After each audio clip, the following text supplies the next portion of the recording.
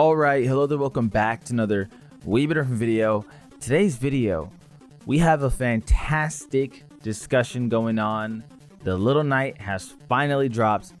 How is she affecting the game so far? The reason why I say fantastic is because this card is obviously going to be one of the best cards in the game. So many decks are going to have it. If you're not familiar with the Little Knight, SP Little Knight, again reading the effect, if this card is link summoned using a fusion, synchro, xyz, or link monster as material, you can target one card on the field or in either graveyard, banish it. Also, your monsters cannot attack directly this turn. The follow-up effect, which is massively important as well, is it's a quick effect. You can target two face-up monsters on the field, including a monster you control. Banish both until the end phase. So this dodges cards like Raigeki, if you're really worried about that. This dodges cards like Evenly Matched, Nibiru, because Little Knight can banish itself in another card of its choosing, or it cannot even banish itself. It can banish two other cards you own and then bring them back in the following turn just to, again, protect them. Or it can be used as interruption, which, again, once per turn on a link level 2 card that is really easy to get out because it only takes 2 effect monsters. This card is insanely strong. To further link this up into our IP Masquerena, triggering the Flameburst to reborn 2 fire monsters from the grave. Further linking this up into our SP Little Knight. That's not a Promethean princess. Little Knight on summon, banishing the Runic Fountain, attempting to negate with the curses, but the SP Little Knight's second effect is going to dodge the curse by banishing itself plus another card in the field. Let's go. Goodbye to the Huggin. Yes. Dodge the negate. You banish nothing off the top of the deck. You don't negate. The field spell's now gone for good. Very well done. Top comment here. Step 1, summon Tour Guide. Step 3, summon Little Knight. Unchained deck. I don't play an Unchained deck. I've seen it time and time again, but I don't fully understand this top comment. Maybe some of you do though. People keep summoning it on their turn and then are confused why they can't do direct damage attacks. Without that effect, by the way, this card would even be more busted. It'd probably be banned. The effect that this person is referring to is if this card is link summoned using basically a monster from an extra deck, you can target one card in the field or in either graveyard, banish it. And then if you do use that, your monster cannot attack direct. Your monsters, period, cannot attack directly this turn. So yeah, the only way you wouldn't be affected by this is if you had a monster that directly says on its effects is unaffected by other monster effects. But most of the cards don't have that in the game, so yeah, if you're going to use it, understand you can't do damage. So it's probably a main phase 2 card on your turn, but typically you would like to summon it on your opponent's turn.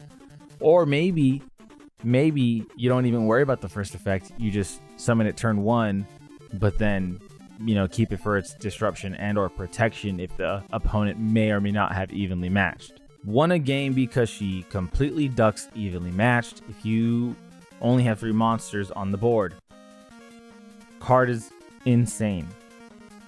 And yeah, it's crazy. If you guys follow Decade, he thinks it's one of the best cards, if not the best card in the game. Watch the video on it. Yeah, this card's crazy. The battle phase has never been more important than now thanks to her. Like, I've noticed that in games that SP is summoned on both fields, it adds 2 more turns to the duel.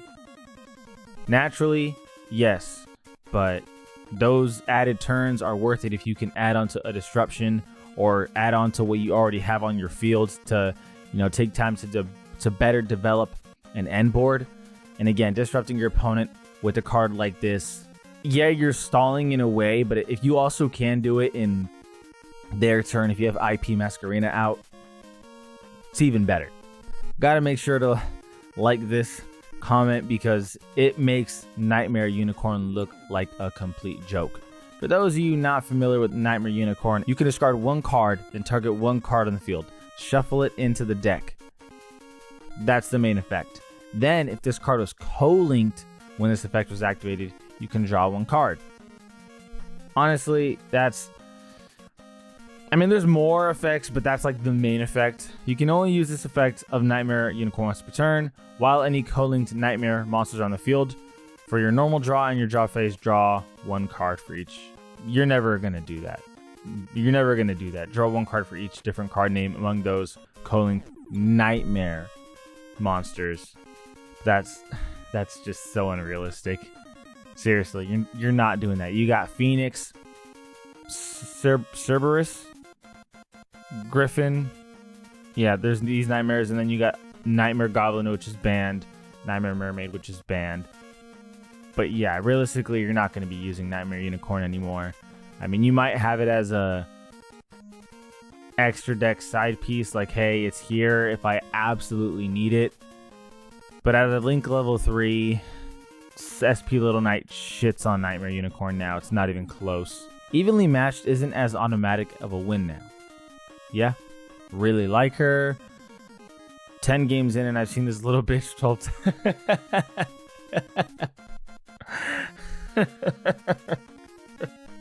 That's funny. By the way, it's 1 in the morning. Again, these are the drawbacks to not recording. So again, my recording days are on Wednesdays. Something came up Wednesday, so I couldn't record. These are just the effects of not being able to do that. Me having to record at 1 in the morning. For those of you thinking, why can't you record earlier in the day?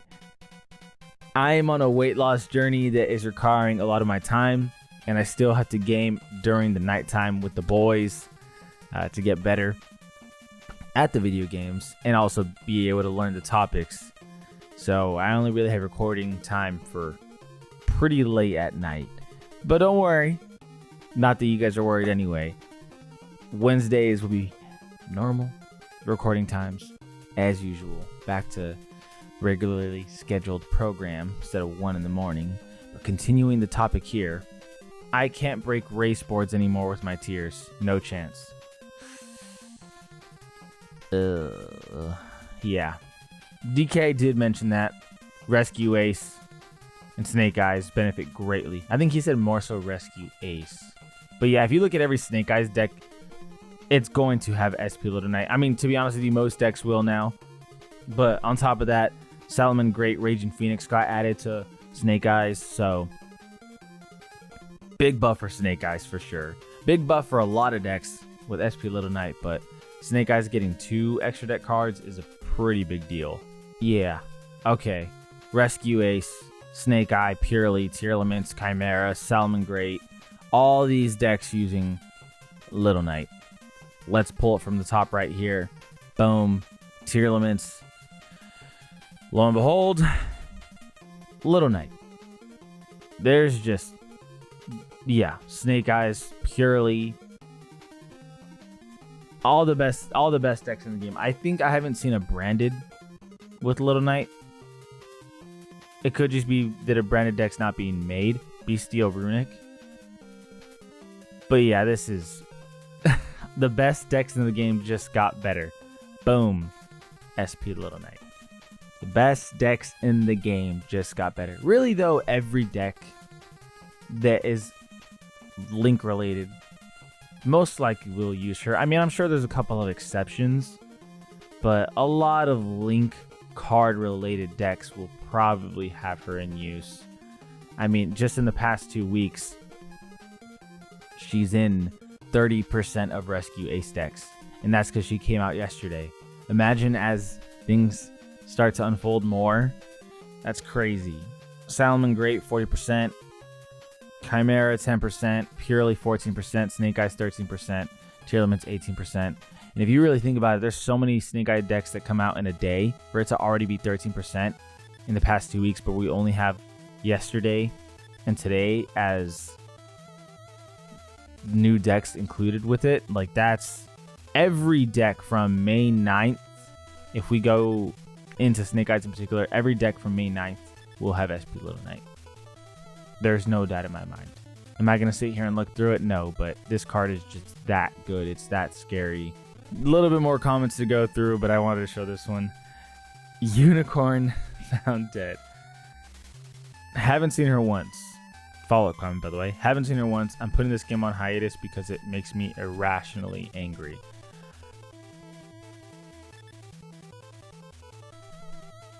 Yu-Gi-Oh! In general is definitely one of those games to where it's frustrating because as much skill as you know it is, there's obviously a lot of luck surrounding it. You have to draw that out on a lot of scenarios.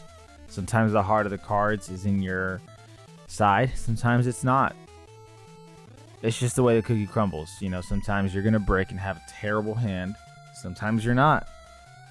Now, a lot of the skill comes in knowing what to play first and what to chain first and what to chain next and what to negate and what not to negate and what to interrupt and what not to interrupt and when to do a certain combo.